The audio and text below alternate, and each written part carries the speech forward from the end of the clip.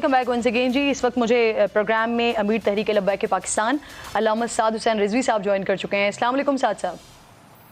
जी वालेकुम सलाम रहमतुल्लाह। साद साहब, आपने हुकूमत से पेट्रोलियम मसनूआत की कीमतों में कमी का मुतालबा किया और उसके साथ साथ ये अल्टीमेटम भी दिया है कि अगर 10 मई तक कीमतें कम नहीं करते हैं तो फिर आप इस्लामाबाद की तरफ लॉन्ग मार्च करेंगे। तो सर कितनी कमी चाहते हैं आप पेट्रोलियम मसनूआत की कीमतों में? बिस्मिल्लाहिर्रहमानिर्रहीम। जी, ये हमारा मुतालबा पिछले तकरीबन 2.5 माह से चल रहा है जी, और हुकूमत इसको लैता लाला से काम ले रही है, बल्कि 2 रुपए कम करके या 5 रुपए कम करके 15 रुपए बढ़ा देती है, या 7 रुपए कम करके 10 रुपए बढ़ा देती है।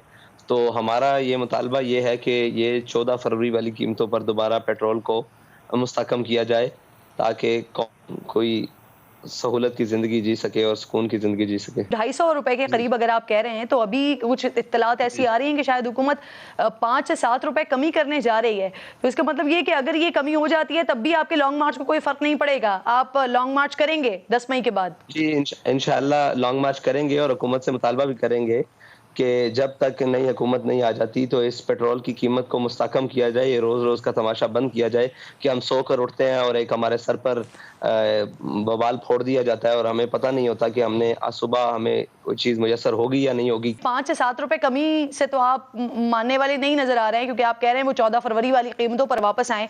तो फिर अब आपका प्लान क्या होगा? लॉन्ग मार्च करेंगे या इस्लामाबाद आकर धरना देंगे, धरने की शक्ल इख्तियार करेंगे?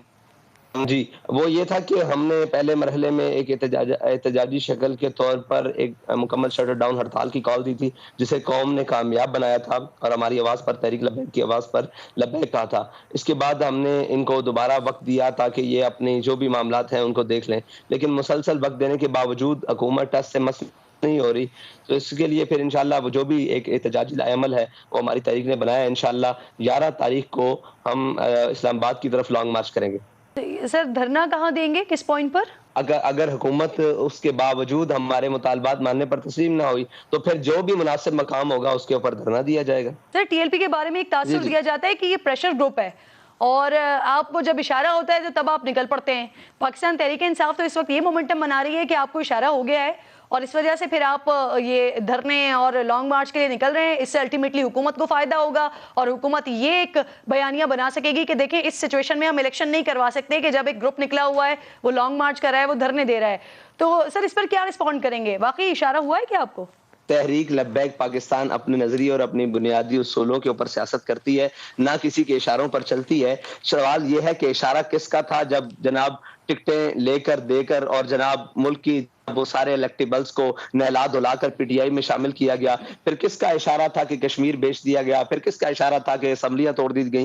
ये हमसे ना मुंह खुलवाएंगे तो बहुत सारी बात सरे बाजार हर चीज गर्दिश कर रही है। हम इशारे पर नहीं है, हम नजरिए पर हैं। वो नून लीग का दौर हो, वो पीटीआई का दौर हो, वो सारा कुछ हो। असल में तकलीफ ये है कि जब हम निकलते हैं, जब हम अपना एक मामलात और अपनी कैंपेन चलाते हैं तो उस वक्त कहते हैं कि टीएलपी वाले निकलते नहीं है, और जब हम निकलते हैं तो फिर ये कहते हैं ये क्यों निकलते हैं। मसला ये है कि इस वक्त पीएमएल हो, पीटीआई हो, पीपल्स पार्टी हो, नून लीग हो, कोई भी जमात हो, वो अपने मफाद की सियासत कर रही है। मैं समझता हूं कि इस वक्त सिर्फ तहरीक लब्बैक है जो कौमी मफाद की बात कर रही है। सर, राना सनाउल्लाह साहब एक्सपर्ट माने जाते हैं लॉन्ग मार्च को रोकने का। पाकिस्तान तहरीक इंसाफ, जो इस वक्त पाकिस्तान के मकबूल तरीन लीडर इमरान खान साहब बने हुए हैं, उनके लॉन्ग मार्च को राना सनाउल्लाह साहब ने ही गलियों का लॉन्ग मार्च बना दिया था। तो सर, आप राना सनाउल्लाह साहब का सामना करने के लिए तैयार हैं? आपकी स्ट्रैटेजी है?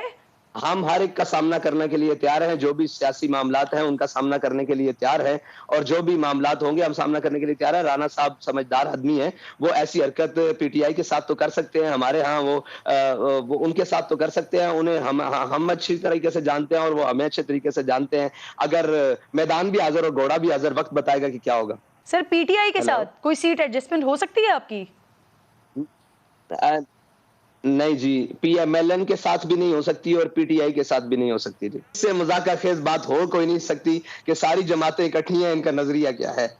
13 जमातें हैं, इनमें से किसी एक का नजरिया बता दे है क्या। हमारा ताल्लुक उससे बेहतर हो सकता है जिसका ताल्लुक रसूलुल्लाह सल्लल्लाहु अलैहि वसल्लम से बेहतर है, जिसका ताल्लुक अपने नजरिए पाकिस्तान से बेहतर है, जिसका ताल्लुक इस रियासत से बेहतर है और इस पाकिस्तान से बेहतर है। बाकी हर उसके साथ नहीं हो सकता है जिसके मुंह में अपनी जबान ही नहीं। वो कभी कहते हैं इनको राह से फंडिंग होती है, तो सर इमरान खान के इश्के नबी पर तो नहीं सवाल उठाया जा सकता सर, बाकी उनकी सियासत पे सवाल उठाया जा सकता है, लेकिन उनके इश्के नबी पर तो सवाल नहीं उठाया जा सकता। मैं उठा सकता हूँ, मैं बिल्कुल उठा सकता हूँ कि मैं मैदान अमल में हूँ। आप नहीं उठा सकते इसलिए कि आपका अपना राइट है, आप ना उठाएं, लेकिन मेरे पास तो हर उसके अमल के ऊपर सवाल उठाने के लिए बहुत सारे सवाल आते हैं। सही, यानी आपके लिए बेहतर होगा ताल्लुक पीटीआई किससे? सर पीटीआई वो जमात है जिसने अक़वाम मुत्तहिदा में जाकर बात की थी सर, नामूस रिसालत के हवाले से दिन मुख्तस करवा दिया नामूस रिसालत के लिए। आज इस्लामोफोबिया के खिलाफ जो दिन मुख्तस है वो इमरान खान साहब की काविश है सर।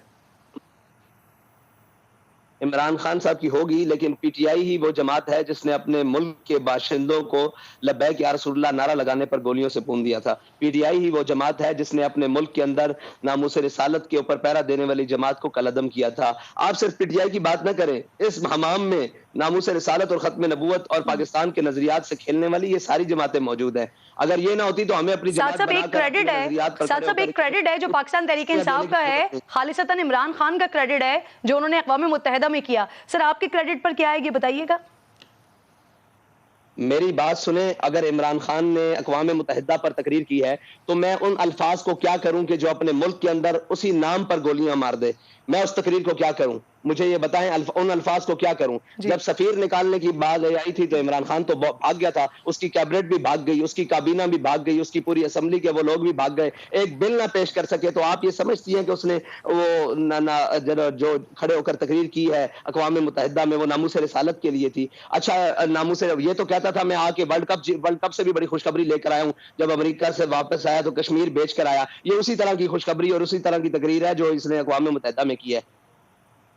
क्या बात करते हैं ये? अगर ये मुखलिस होते तो हमें इतनी कुर्बानियां देने की जरूरत पड़ती, हमें इस नाम पर जमात और इस नाम पर जनाब जाने देने की जरूरत पड़ती, इस नाम पर जेलें भुगतने की जरूरत पड़ती, इस नाम पर कलअदम और तशद्दुद, खून और जनाब बाजू, आंखें। हमारे तो कई असल में वो आप भी कैद हैं, अल्लाह ताला आपको भी आजादी अता फरमाए, कभी वो दिखा सके। एक जिले शाह के मरने पर पूरा मीडिया, मुझे अफसोस है उसके मरने का, हर सियासी कारकुन उसको एक लाठी भी लगे मुझे अफसोस है, लेकिन उसके एक शहीद होने पर जिले शाह के पूरा मीडिया चीखता रहा, आप हमारे 56 शुहदा तो नजर नहीं आए। फिर ये तो गिला सबसे है सर। जो गुंगे शैतान क्यों? सर आपने शायद उस वक्त मेरा प्रोग्राम ना देखा हो, आप YouTube पर जाके देख लीजिएगा, तो फिर साथ साथ आपको ये लफ्ज नहीं बोलने पड़ते सर। उस वक्त रमजान में जो कुछ आप लोगों के साथ हुआ था, अगर आप मेरा प्रोग्राम देख लेते तो आप मुझसे ये बात ना कर रहे होते। साथ साथ देख लीजिएगा। खैर सर, मैं आपसे जानना की चाह रही हूँ, मुझे ये कहिएगा प्लीज, अगर आपकी जमात से कोई वजीर आजम बन जाता है, कल आप वजीर आजम बन जाते हैं, तो जो मसला कश्मीर है, ये हल करवा लेंगे साथ साथ?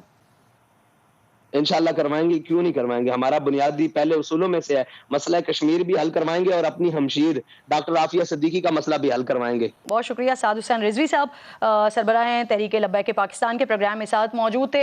हुकूमत से मुतालबा कर रहे हैं कि अगर पेट्रोलियम मसनूआत की कीमतों में कमी नहीं की तो 10 मार्च के बाद लॉन्ग मार्च भी करेंगे और धरना भी देंगे 10 मई के बाद। लेट्स सी कि हुकूमत की जानिब से अब क्या स्ट्रैटेजी अपनाई जाती है TLP को रोकने के लिए। बहुत शुक्रिया, आपका प्रोग्राम में साथ मौजूद थे। एक छोटा सा ब्रेक लेती हूँ, ब्रेक के बाद वापस आती हूँ।